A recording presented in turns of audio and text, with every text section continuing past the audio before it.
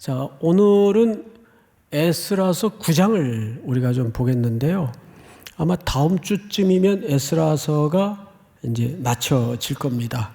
9장을 들어가기에 앞서 우리가 맥락을 좀 이해할 필요가 있어요. 1차 포로 귀환이 이루어졌죠. 그래서 그들은 도착해서 성전을 건축하고 예배를 회복하고 성곽을 완성해 가는 과정에 한 두 차례 또 중단이 되기로 했었죠. 어떤 이유였든 간에 중단이 되었습니다. 근데 결국은 하나님의 손이 작용을 해서 그들이 성전과 함께 성벽까지 완성을 하게 됩니다. 이제 외관은 다 마무리가 됐는데 정작 이들의 영적인 상태를 책임질 지도자가 필요해서 하나님이 2차 포로 귀환을 계획하십니다. 거기에 선봉에 세워졌던 인물이 학사 에스라예요. 에스라가 올라와서 예루살렘에 도착을 해 세 가지를 결심했다고 하죠. 첫째는 율법을 연구하여, 그리고 두 번째는 먼저 준행하고, 마지막 세 번째는 백성들에게 가르치겠다. 이렇게 학사 에스라가 세 가지를 결심하고 예루살렘에 도착을 했습니다. 도착한 지 얼마 안 됐을 때입니다. 한 몇 달이나 지났을까요? 먼저 앞서 포로 귀환 속에 같이 귀환했던 방백들, 그러니까 지도자급 레벨이겠죠. 방백들이 에스라를 찾아와요. 찾아와서 아주 충격적인 소식을 전합니다. 그 내용은 포로 귀환으로 돌아와서 예루살렘의 터를 다시 잡고 살기 시작한 포로들 속에 일어난 충격적인 일들을 말하자면 내부 고발이죠. 걱정한 끝에 에스라에게 직고를 합니다. 그 내용이 뭐냐 하면 1절을 보십시다. 이 일 후에 방백들이 내게 나와 이르되 이스라엘 백성과 제사장들과 레위 사람들이 이 땅 백성들에게서 떠나지 아니하고, 그러니까 그들의 문화에 젖어들기 시작했다 그 말이겠죠. 어떤 내용인가? 가나안 사람들과 헷 사람들과 브릿 사람들과 여붓 사람들과 암몬 사람들과 모압 사람들과 애굽 사람들과 아모리 사람들의 가증한 일을 행하여. 자, 가증한 일이 어떤 내용일까요? 보니까 2절에 이렇게 돼 있어요. 같이 한번 읽겠습니다. 시작. 그들의 딸을 맞이하여 아내와 며느리로 삼아 거룩한 자손이 그 지방 사람들과 서로 섞이게 하는데 방백들과 고관들이 이 죄에 더욱 으뜸이 되었다 하는지라. 네. 내용은 그 가나안에 사는 이방 사람들과 혼음을 하고 통혼을 하고 섞어지기 시작했습니다. 그래서 거룩한 이스라엘 백성들의 거룩성이 처절하게 회파되기 시작했어요. 근데 이 내용은 왜 중요하냐 하면 단순한 결혼 문제가 아니에요. 그들이 이방인들과 결혼을 할 때는 반드시 그 땅의 신을 수납하고 용납하는 섞어짐이 일어납니다. 그래서 종교 자체가 그러니까 단순히 결혼 문제에서 끝나는 게 아니고 신앙 자체가 섞어지기 시작합니다. 그러니까 혼합주의의 출발이에요. 그래서 여호와도 섬기고 아모스도 섬기고 이것저것 다 섬기는 거예요. 좋잖아요. 다다익선에 우리가 어차피 복을 받자고 신앙을 갖는 건데 그 중에 하나 랜덤으로 얻어 걸리면 되는 거죠. 이런 식이에요. 그러니까 우리 이 땅의 현대인들의 의식 구조와도 그게 다르지 않다는 거죠. 근데 이 일을 일찍이 하나님이 이 가나안 땅의 이 백성들을 오래전에 들여보낼 때 율법으로 금했습니다. 우리 신명기서 7장을 좀 띄워주실까요? 한번 같이 읽습니다. 시작. 또 그들과 혼인하지도 말지니 내 딸을 그들의 아들에게 주지 말 것이요 그들의 딸도 내 며느리로 삼지 말 것은. 네. 하나님이 하나님의 말씀인 토라를 통해서 모세에게 주어 백성들에게 가르치도록 했어요. 그리고 이걸 모르는 이스라엘 백성들이 없습니다. 근데 이걸 사실은 누가 깨죠? 솔로몬 때부터 본격적으로 깨지기 시작합니다. 아시는 것처럼 솔로몬 다윗이 죽고 나서 이스라엘 통합 왕이 되죠. 그때는 남북으로 갈라지기 직전입니다. 제일 먼저 한 일이 뭐죠? 왕이 되고 나서 바로의 딸을 아내로 맞이합니다. 그러니까 뒤집어 얘기하면 애굽 제국의 사위가 되는 거예요. 왜 그랬을까요? 고대 시대의 결혼이 애정이 기반한 결혼이 아니라는 정도는 아시죠? 그것은 정략적이고 정무적이고 정치적인 결혼입니다. 우리가 작은 나라니까 어느 나라가 공격해도 위험할 테니까 대제국 딸과 결혼을 하면 유사시에 이 나라를 그 애굽의 바로가 든든히 지켜줄 거다. 이건 불신앙입니다. 이스라엘은 누가 주인이십니까? 누가 보호하십니까? 누가 지켜주십니까? 하나님이 보호하시고 하나님이 주인이시고 하나님이 지켜주시는 거죠.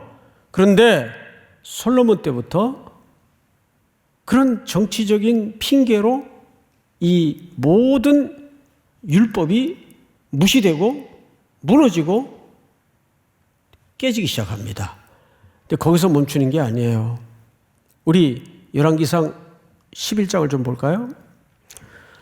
솔로몬 왕이 바로의 딸 외에 이방의 많은 여인을 사랑하였으니 곧 모압과 암몬과 에돔과 시돈과 헷 여인이라. 다음 절 다 같이 시작. 여호와께서 일찍이 이 여러 백성에 대하여 이스라엘 자손에게 말씀하시기를 너희는 그들과 서로 통혼하지 말며 그들도 너희와 서로 통혼하게 하지 말라. 그들이 반드시 너희의 마음을 돌려 그들의 신들을 따르게 하리라 하셨으나 솔로몬이 그들을 사랑하였더라. 하나님은 일찍이 이들과 통혼하지 말라고 한 이유가 뭐냐 하면 그 뒤에 이유가 나오죠. 그들이 반드시 너희의 마음을 돌려 그들의 신들을 따르게 하리라 하셨으나 솔로몬이 그 신들을 사랑했다고 되어 있어요. 놀라운 일이죠. 다음 절을 한번 볼까요? 제가 읽겠습니다. 왕은 후궁이 700이요. 여러분, 후궁은 왕실의 여인들만 가능한 자리입니다. 그러니까 어마어마한 나라의 왕실의 여인들을 아내로 맞았다 그 뜻이에요. 그럼 전부 다 뭘 갖고 들어왔겠어요?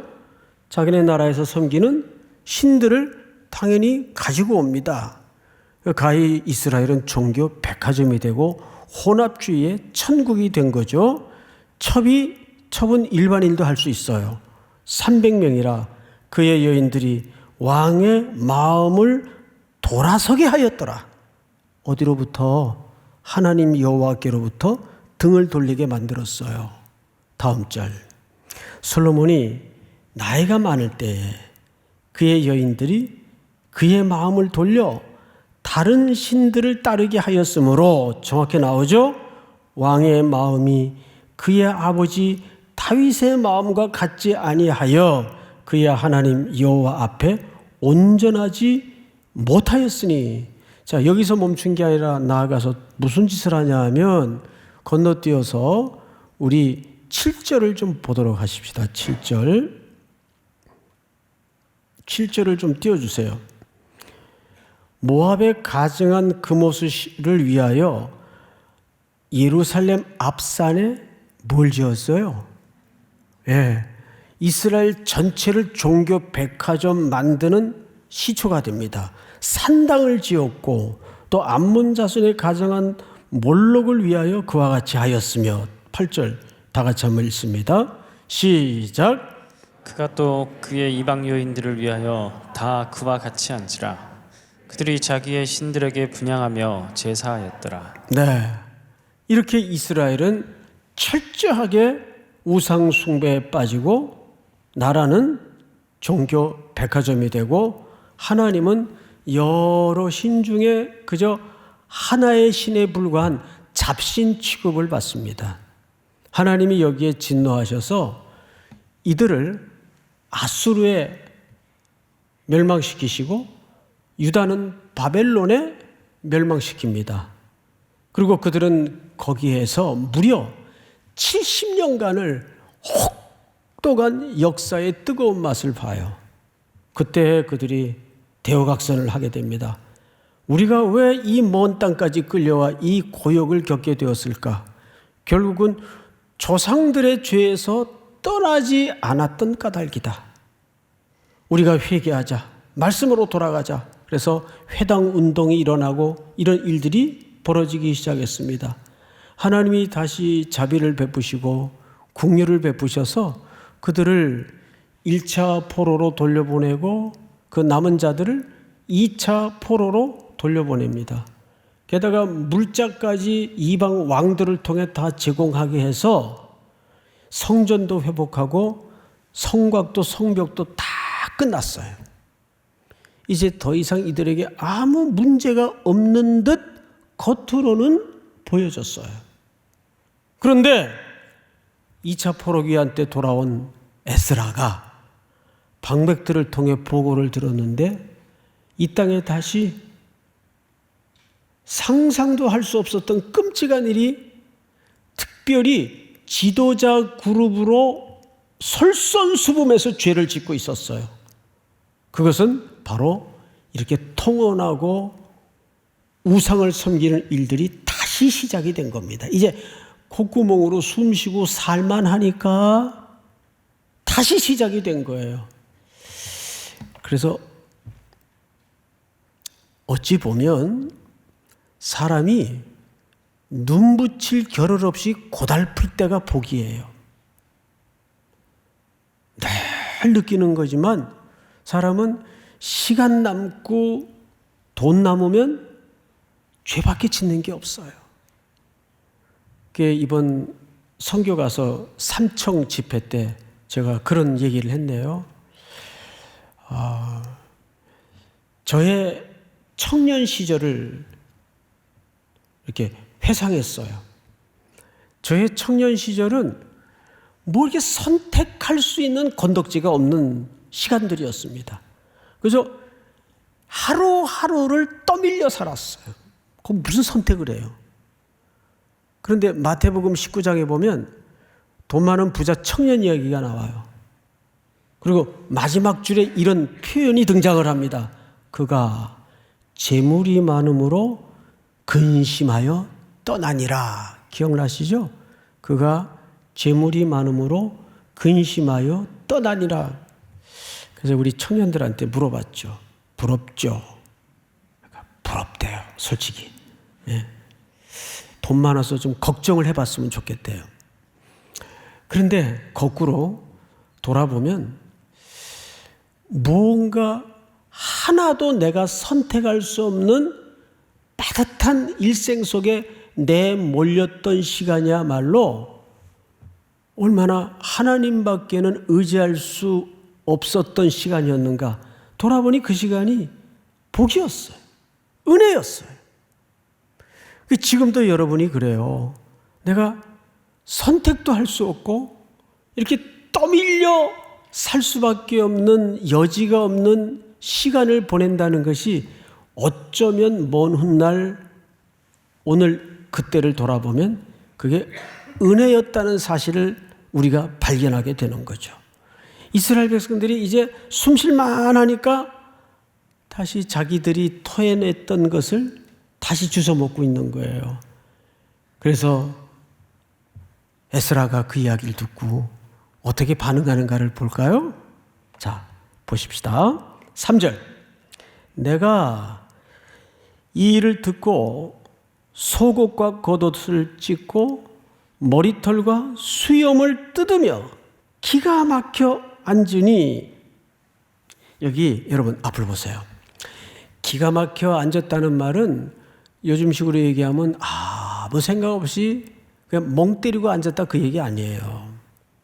속옷을 찢고 수염을 뜯고 머리털을 쥐어 뜯고 겉옷을 찢고 기가 막혀 앉았다는 말은 내 안에 밖에 들여다봐도 사람이 손 쓸 게 아무것도 없는 진짜 절망스러운 인간의 상황과 직면하게 되었다 그 말이에요. 이거를 우리가 영적으로 뭐라고 표현할 수도 있는가 하면 너덜너덜해졌다, 가난해졌다. 마음이 가난해진 거예요. 오, 하나님, 이 민족을, 우리 민족을 어떡합니까? 안에도 방법이 없고 외부에도 방법이 없습니다. 어떡합니까, 주님? 이걸 영적으로 뭐라 그러죠? 심령이 가난한 자는 그렇게 가난하여 앉았어요. 정말 처절하게 하나님 앞에 대면하여 앉은 거예요.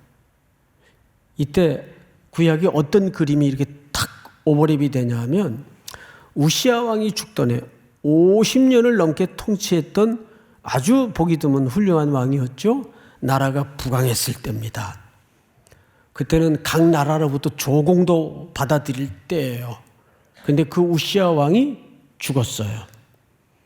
온 나라에는 궁궐 안팎으로 흉흉한 소문이 돌아다니기 시작했습니다. 이제 곧 적들이 쳐들어올 거고 이 나라는 이제 끝이 났고 태평생되는 추억의 이야기가 되겠고 뭐 별별 흉흉한 소문이 돌아다니면서 백성들은 어깨가 늘어뜨려지고 백성들은 좌절해 있었어요. 이제 이스라엘은 망했다. 그때 한 사람이 성전 안에 들어가 하나님과 지금 에스라의 모습처럼 대면하여 앉습니다. 누구죠? 이사야 선지자예요. 우시아 왕이 죽던 해 이사야 선지자가 성전 안에 들어가 어깨를 늘어뜨리고 정말 기가 막혀서 앉아 있습니다. 그때 하나님이 이사야에게 뭘 보여줘요? 보좌의 그림을 보여줘요. 거기에 보좌에 앉으신 이가 있는데 그 옷자락이 지상 땅의 성전까지 가득 드리워진 그림을 보여줘요. 보좌는 적어도 어떤 곳입니까? 심판과 통치와 영광이 모아진 곳입니다. 근데 그 심판과 통치와 영광의 보좌에 앉으신 이의 옷자락이 이 땅의 성전까지 드리워져 있어요. 뭘 얘기하고 싶은 걸까요? 이사야 선지자야, 염려하지 마라. 두려워하지 마라. 걱정하지 마라. 세상은 절망을 노래하고 이스라엘은 끝났다고 조롱할지라도 여전히 이 땅은 내가 심판하고 내가 통치하고 내가 영광을 받을 것이다. 그 상징으로 그분의 보좌에 늘어뜨려진 옷자락이 지상 성전까지 다 있는 거예요. 거기서 이사야가 죄를 회개하고 누구를 보낼까 묻는 신의 음성 앞에 내가 여기 있나이다. 나를 보내소서. 나를 보내소서. 자기가 소명자로 나서게 되죠. 시대 앞에. 지금 에스라가 그런 마음으로 앉아 있는 거예요. 주님, 어떡합니까? 안에도 방법이 없고 밖에도 방법이 없습니다. 나는 가난합니다. 주님 어떡합니까? 이때 한 무리가 모여들어요. 그런데 보십시다. 4절. 이에 이스라엘의 하나님의 말씀으로 말미암아 떠는 자가 사로잡혔던 이 사람들의 죄 때문에 다 내게로 모여오더라. 자, 앞을 보실까요? 진짜 부흥은, 진짜 회복은 이런 거예요. 하나님의 영광 앞에 그 임재를 격렬하게 경험하고 있는 그 사람에게로 한 무리가 서서히 모여듭니다. 근데 이 무리가 어떤 실체를 갖고 있는 무리인가 하면 하나님의 말씀으로 말미암아 떠는 자들이라 그랬어요. 말씀을 두려워하는 자들. 이 사람들 다 포로였어요. 결국 이 시대에 필요한 것은 아주 신박한 전략이 필요한 게 아니고 웅변이 가득한 멋진 화려한 수사어가 담아진 설교가 필요한 게 아니라 하나님의 말씀에 떠는 자들이 필요해요. 그런데 저는 여기서 멈춰서서 우리가 묵상해야 될 과제가 있다고 믿습니다. 이 사람들이 어느 날 갑자기 말씀 앞에 이렇게 민감히 반응할 수 있었을까요? 어제까지 막걸리나 마시고 탱자탱자 놀다가 하나님 말씀 들었다고 주님 말씀이다. 그렇게 갑자기 돼요? 그렇지 않아요. 이 사람들은 매일매일 하나님의 음성에 귀를 기울이고 채널을 맞춰 있고 늘 민감히 깨어있던 자들이어야만이 이 말씀에 떠는 반응을 할 수가 있어요. 어느 날 갑자기 되어지는 문제가 아니에요. 그런데 정말 이 시대에 필요한 것은 일터에서든 캠퍼스에서든 특별히 교회 현장에서든 정말 중요한 필요한 사람들이 하나님의 말씀에 민감히 반응하여 떨 줄 아는 사람들이에요. 그 사람들이 지금 망연자실하여 하나님의 임재 앞에 앉아있는 에스라를 향해서 하나씩 모여들기 시작합니다. 그 사람들로 에스라가 다시 한번 용기를 내요. 그래서 손을 들고 기도를 시작합니다. 자, 5절을 보십시다. 저녁 제사를 드릴 때 내가 근심 중에 일어나서 속옷과 겉옷을 찢은 채 무릎을 꿇고 나의 하나님 여호와를 향하여 손을 들고, 이 손을 들었다라는 말은 구약의 전형적인 기도의 모습인데 6절부터는 기도의 내용이에요. 자, 이제부터 에스라의 그런 심정으로, 가난한 심정으로 손을 들고 기도하는데, 이 기도의 내용으로 들어가기 전에 이사야의 글 한 조각을 좀 보도록 하십시다. 이사야서 66장 2절 우리 다 같이 읽습니다. 시작. 나 여호와가 말하노라. 내 손이 이 모든 것을 지었으므로 그들이 생겼느니라. 무릇 마음이 가난하고 심령에 통회하며 내 말을 듣고 떠는 자 그 사람은 내가 돌보려니와. 무릇 마음이 가난하고 심령에 통회하며 내 말을 듣고 떠는 자 그 사람은 내가 돌보려니와. 그래서 예수님이 팔복 속에서도 애통하는 자는 복이 있다 그랬어요. 마음이 심령이 가난한 자는 천국을 볼 것임이라 그랬어요. 자, 그렇다면 이제 이 기도 속에서 우리 하나님께서 에스라에게 어떤 기도를 하게 하시는가? 자, 6절을 좀 보도록 하십시다. 제가 읽겠습니다. 말하기를 손을 들고 기도합니다. 나의 하나님이여, 내가 부끄럽고 낯이 뜨거워서 감히 나의 하나님을 향하여 얼굴을 들지 못하오니 이는 우리 죄악이 많아 정수리에 넘치고 우리 허물이 커서 하늘에 미침이니이다. 자, 앞을 보실까요? 에스라의 그 기도 속에 첫 번째 주제가 뭐예요? 면목이 없습니다. 그 뜻이에요. 정말 용서를 구하기조차도 언어가 부족하고 면목이 없습니다. 왜요? 하나님이 그렇게 남겨져서 은혜를 베풀고 돌려보낼 기회를 주었다면 거기에서 잘해야 될 거 아니에요. 그런데 자기들이 죄악 때문에 토해냈던 것들을 지금 다시 주워먹고 있다면 이게 도대체 사람으로 할 짓이냐 그 말이에요. 그래서 에스라가 이 기도 머리에 첫 번째 주제로 하나님 어떡합니까? 면목이 없습니다. 얼굴을 들 수가 없습니다. 너무 부끄럽습니다. 그런데 이 에스라의 기도에 꼭 놓쳐서는 안 되는 단어 하나가 있어요. 하나가 아니죠. 자, 보시면 이렇게 되어 있습니다. 6절 끝에 이는 우리 죄악이 나의 죄악입니까? 그들의 죄악입니까? 우리 죄악입니까? 우리 죄악이에요. 조상적부터 저질러졌던 그 죄의 그 대물림, 이거를 무슨 죄악으로 이해를 했어요? 공동체의 죄악으로 이해를 했어요. 아간이 아이성 전투에서 죄를 범할 때에도 성경은 뭐라고 고발했죠? 장막의 죄다. 즉 공동체의 죄라고 고발했습니다. 여러분, 교회 안에서든 누가 연약해서 넘어질 수 있죠. 그럼 우리는 쉽게 그를 타자로 인정해서, 타자로 개념해서, 구분해서 걔는 그럴 줄 알았어 내가.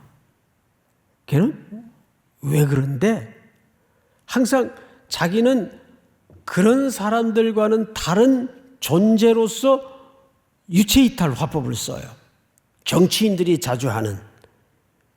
아닙니다.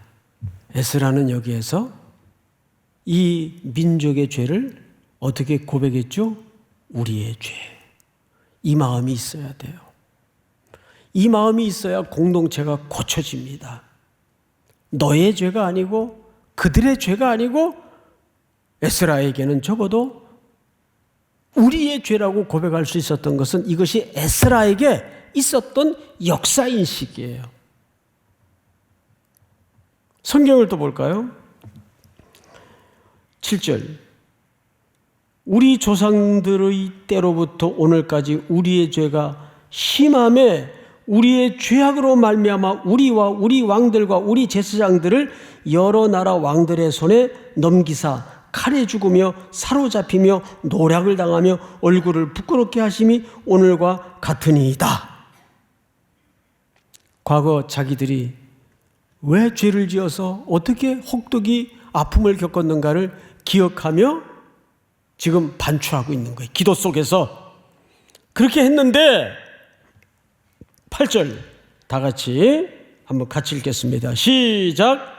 이제 우리 하나님 여호와께서 우리에게 잠시 동안 은혜를 베푸사 얼마를 남겨두어 피하게 하신 우리를 그 거룩한 초소에 박힌 목과 같게 하시고 우리 하나님이 우리 눈을 밝히사 우리가 종노릇하는 중에서 조금 소생하게 하셨나이다. 네, 이제 그 비록 이방 땅이지만 하나님의 백성들을 조금씩 남겨두어서 그들이 이제 정신 차릴 때쯤 돼서 하나님이 그들을 소성케 하셨어요.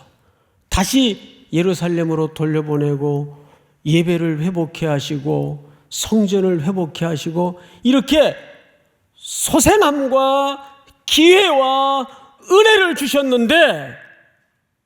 주셨는데 9절 제가 읽습니다. 우리가 비록 노예가 되었사오나 우리 하나님이 우리를 그 종살이하는 중에 버려두지 아니하시고 바사 왕들 앞에서 우리가 불쌍히 여김을 입고 소생하여 우리 하나님의 성전을 세우게 하시며 그 무너진 것을 수리하게 하시며 유다와 예루살렘에서 우리에게 울타리를 주셨나이다. 우리 하나님이여 이렇게 하신 후에도 우리가 주의 계명을 저버렸사오니 이제 무슨 말씀을 하오리이까? 예? 이렇게 한 후에도 우리가 뭘 저버렸다고요? 예, 하나님의 계명을 저버렸다고 탄식하고 있어요. 자, 이제 앞을 보십시다. 결국 이스라엘 백성들의 죄는 우상 숭배 이전에 그 근본의 원인으로 추적해 보자면 뭘 버렸기 때문입니까? 계명을 버렸기 때문이에요. 하나님의 말씀을 무시하고 버렸기 때문이에요. 그런데 이 회복을 하나님은 말씀에 떠는 자들로부터 모이게 해서 다시 에스라로 하여금 기도하게 하시는데 그러면 우린 결론을 이렇게 끌고 가는 오류를 범할 수가 있어요. 그래, 잘못했어도 또 기도하고 또 회개하고 그럼 하나님이 용서하실 거야.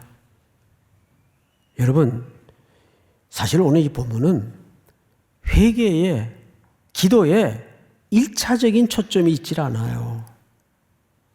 회개라는 게 뭐죠? 누군가를 사랑하면, 우리 다 해봤죠? 누군가를 사랑하면 절대 그 사람이 싫어하는 걸 안 하는 게 사랑이에요. 잊지 마세요.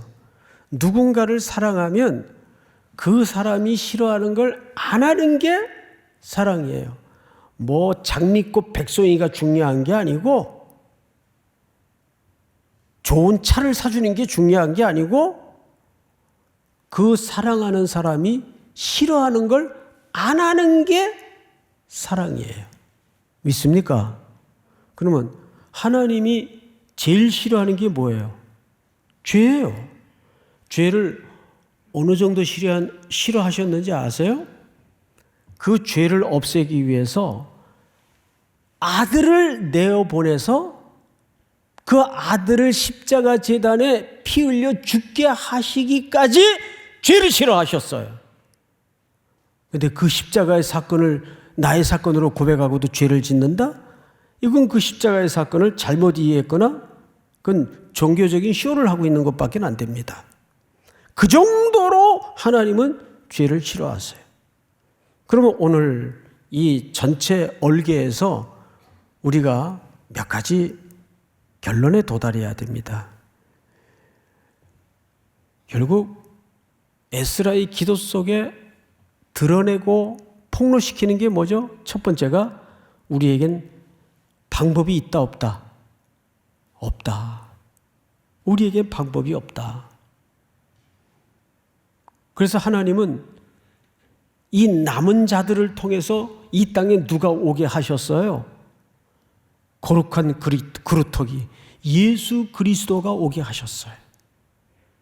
인간의 지독한 불성실을 뚫어내시고 하나님의 신실하신 성실하심과의 만남을 통해서 예수 그리스도를 바라보게 하셨어요. 이것이 에스라가 아와 강변에서 넋을 놓고 가난한 마음으로 자책하며 기도하던 내용 속의 핵심이에요. 기도하면 된다. 이것이 1차적인 메시지가 아니에요. 하나님, 인류에겐 답이 없습니다. 이런 폭력의 역사는 계속될 거예요. 우리는 그런 정치적인 사건이나 어떤 시대적 이해도 할 수 없는 사건을 만날 때마다 진보, 보수, 극우, 국자, 이데올로기 편가름을 할 문제가 아니고 그 사건이 하나님의 의미와 하나님의 시간과 어떻게 맞닿아져서 의미를 만들어내는가. 결국 역사와 인류 앞에는, 그리고 좁게는 내 개인의 생애 속에도 주님 외에는, 그리고 그 말씀을, 그분을 사랑해서 순종하는 일 외에는 답이 없다는 걸 깨닫는 게 이 본문의 진의예요. 율법을 주었더니 이렇게도 지독히 율법을 지키지 않더라고요. 계속 역사는 반복해서 일관된 패턴으로 말씀을 무시하고 말씀을 떠나더라고요. 우리는 알았어요. 율법을 통해서 우리에겐 답이 없구나. 우리 안에는 답이 없구나. 기독교라는 것은 인간을 개선하고 고치고 개발해서 쓰는 게 아니구나. 그건 복음이 약속한 내용이 아니에요. 그런즉 누구든지 그리스도 안에 있으면 새로운 피조물이 되지 않으면 우리에겐 답이 없는 거예요. 그래서 율법으로 우리는 죄를 깨닫고, 그래서 그 율법으로 우리는 그리스도를 바라보게 되는 거죠. 율법이 우리를 그리스도에게로 인도하는 몽학선생이라. 그 말은 이런 뜻 아니에요? 하나님, 인간 내면에는 답이 없음을 고백합니다. 그래서 오늘도 우리는 그리스도의 도우심과 보혈의 덮으심과 건지심과 긍휼이 필요합니다. 그러니까 우리가 말씀을 붙드는 게 아니에요. 하나님의 말씀은 살았고 운동력이 있어 좌우의 날선 검과 같이 우리의 영혼을 골수를 쪼개고 책망과 교훈과 의로 교육하기에 유익하다고 한 말은 그 말씀이 능력이 있기 때문에 그 말씀이 나를 사로잡아야 돼요. 우리가 말씀 못 붙들어요. 됩니까? 안 되잖아요. 하나님, 나의 연약한 의지 아시잖아요. 나를 돌아보시사 하나님의 살아있는 말씀이 매 분초와 시간까지도 주장하셔서 나를, 내 삶을 붙들어 주시옵소서. 내 청춘의 시간이 하나님의 말씀에 떠는 시간으로 채워지게 하여 주시옵소서. 이것이 오늘의 결론이에요. 회개는 울고불고 감정 처리하는 게 회개가 아니에요. 죄를 미워하는 게 회개의 단초입니다. 우리는 한바탕 울고 나면 정서 처리는 되지만 그걸 회개라고 오해를 하는 경우가 참 많은 것 같아요. 아니에요. 회개는 그분이 싫어하는 걸 안 하는 거예요. 그리고 하나님의 말씀에 떤다는 말은 그 말씀이 그를 사로잡기 시작할 때 어느 시대건 어느 역사건 어느 사건이건 하나님의 말씀의 역사가 배제된 부흥은 다 물거품 같은 가짜 부흥이었어요. 여러분, 힘들더라도 말씀이 여러분들을 사로잡아 달라고 기도하십시오. 이제 우리 전 성도들을 무지막지하게 어쨌든 말씀을 읽도록 온갖 전략을 만들 겁니다. 그래서 안 읽으면 견딜 수가 없도록 만들 거예요. 이건 제 책무예요. 욕을 하든 싫어하든 그건 저하고 상관없어요. 제가 좋은 소리 들으려면 얼마든지 좋은 소리 들을 수 있죠. 이 시퍼런 혈기왕성한 청년의 때에 저분들이 이 하나님의 말씀에만 붙잡히는 청년들이 된다면 숫자가 많이 필요 없어요. 그들이 머물고 그들이 가는 곳마다 수많은 영광의 소란이 일어날 겁니다. 믿습니까? 그런 여러분들의 찬란한 시간이 될 수 있기를 주님의 이름으로 축복합니다. 다 일어나십시다. 여호와께 돌아가자.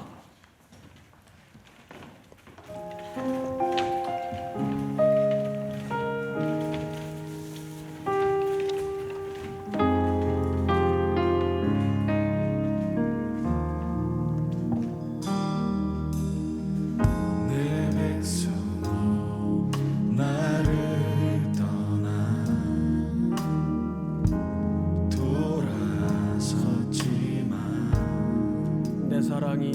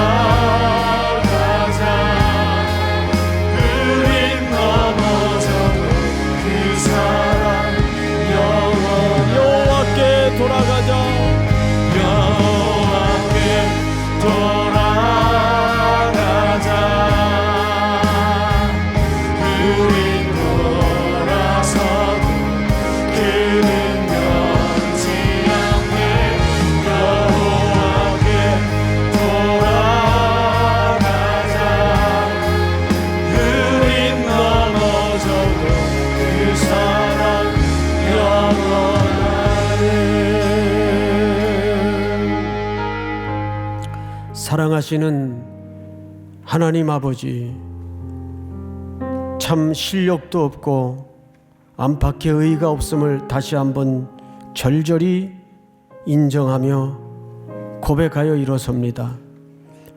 오늘도 예수 그리스도의 피 흘리심과 공로로 또 한 주를 출발합니다.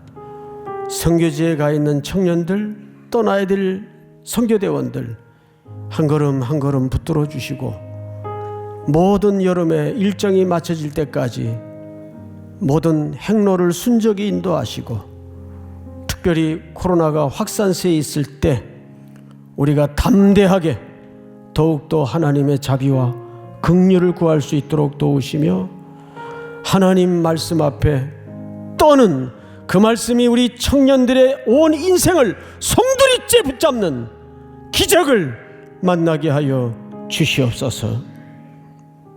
지금은 우리 구주 예수 그리스도의 은혜와 하나님 우리 아버지의 크고도 높고도 넓으신 사랑하심과 성령님의 교통하심이 오늘 머리 숙여 경배하는 모든 3일의 성도들, 해외, 군에 출타해 있는 가족들, 복중의 생명까지 영원토록 함께 있을지어다.